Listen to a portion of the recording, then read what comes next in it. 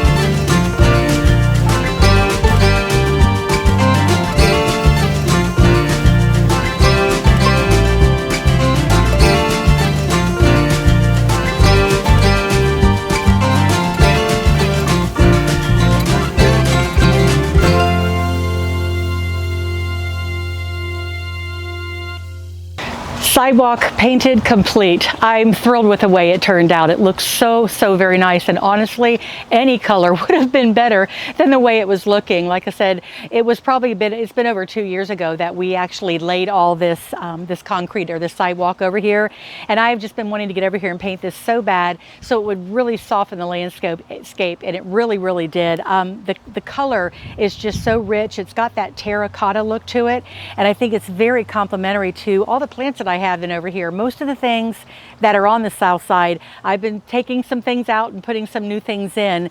We do have a new, just to get off on a beaten path, we do have a new Christmas palm, an Adonidia palm. It was from over on the north side. You guys know I've been working a lot over on the north side of the property. We did relocate, that's another video, but we relocated that that Adonidia palm from over there to over here, and it's doing really well so far. It's only been in a couple of weeks, but it's doing really well so far.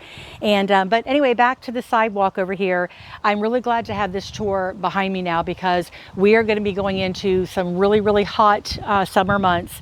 We're in the month of April right now, and it is already hot. I was pushing it as it was because I was painting in the hot sun over here, and of course now we've got a little bit of a reprieve. We're supposed to be getting rain tonight, so it looks like it's pretty much all dry, so I think we'll be fine.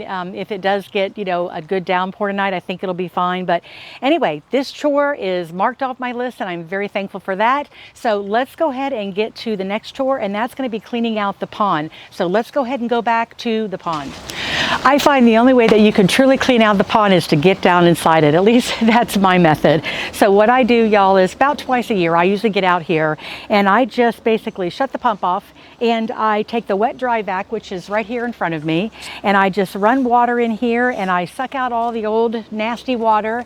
And I don't really have to do anything by the way of scrubbing or anything like that, because there's really, I mean, the rock surfaces and everything, they're really rough anyway. And the water, you know, as the clean fresh water goes down or runs over the rocks, you know, it cleans it all up and everything. And like I said, I, you know, use the wet dry vac to just kind of suck all the nasty out of there. We do though, however, have a small leak, but we don't know exactly where it is. We don't know if it is like in the bottom where I'm actually standing, or because there's so much vegetation that's growing around, which I need to get out here and I need to like trim up some of the sides of this this pond as well. But what happens is, like, for example, I don't know if you guys can see this right here. I've got like one of these Australian ferns. It's coming up through the rocks. And what happens is a lot of times the roots and everything will like just kind of maneuver the rocks a little bit. And I have found that, you know, like back here behind me, where the weir is, when that water comes out, if those roots have done anything to push anything or adjust anything, what'll happen is it'll divert the water, and the water will go up and over the side. And so sometimes it's something as simple as that. And I'm really hoping that that's what it is, and it's not an issue with the bottom. My husband and I have been talking a little bit about redesigning this pond, but we're really not ready to do it right now. So I don't really want to deconstruct this thing if I don't have to. So what we're going to do is go ahead and get this guy cleaned all out, and I'm going to bring you along for the ride just to show you what I do, get it functioning, and hopefully it will just continue to hold the same amount of water as it was holding before I shut it off, because it took like about, I don't know, a good week or two before we started noticing where the levels were, you know, going down significantly. So it may be just for a little while, I may just have to put the hose in there a little bit more than I would normally do. So let's go ahead and get to cleaning out this nasty old pond.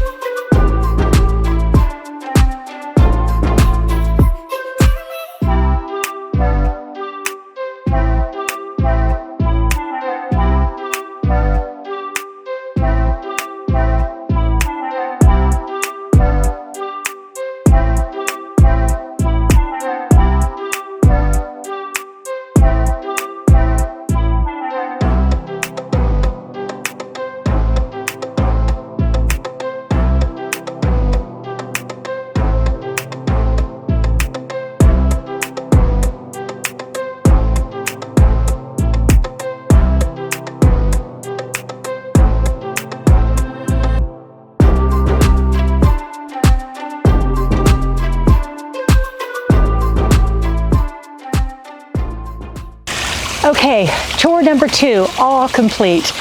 You know, gardening is definitely not a glamorous job, but you know, there is so much satisfaction that comes from a hard day's work and doing something that improves your home, making things look really nice. You know, from painting the sidewalk out there, which looks absolutely wonderful. It just made me feel so good to have that done, to cleaning the pond out. And it's something that needed to be done.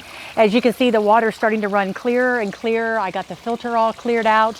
I hope you guys could see when I honed in, I was hoping to be able to get some bloodworms. And normally, I remember the first time that I cleaned this pond out and I found these little worm things. I had no idea what they were. I completely grossed out, and I went inside and I Googled what it was, and they were actually bloodworms, which are beneficial for my aquarium. I have some blood parrots that I have in the house, and they just love those things. So whenever I get lucky enough to find bloodworms in my pond, I fish them out and I take them in there. But unfortunately, we weren't lucky enough this time. But I did have some kind of other funky worm. It was a long orange worm.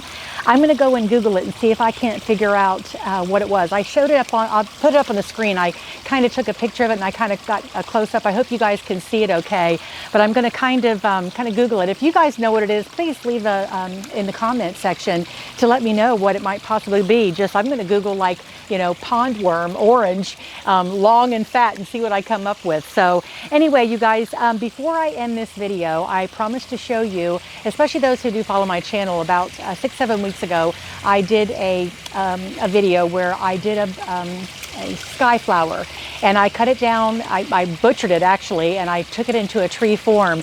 And you guys, it is looking so awesome that I want to go ahead and just end this video showing you what it actually looks like. And I'm going to drop that, not the link, I will actually put it on the end screen actually of this video. You'll see it as you get closer to the end of this video, it'll pop up. And if you are interested in growing a Skyflower into like a lollipop shape, definitely click on that video, because I had a lot of fun doing it. I didn't know where it would go because I'd never done it before, but I am super excited that it is growing really nice. It's growing quite quickly too. They do love the warmth, so they're not good in freezing temperatures. But anyway, you guys, I'm going to say goodbye for now. It has been a fun, productive Saturday afternoon, and we will see you guys in the next video. Bye for now.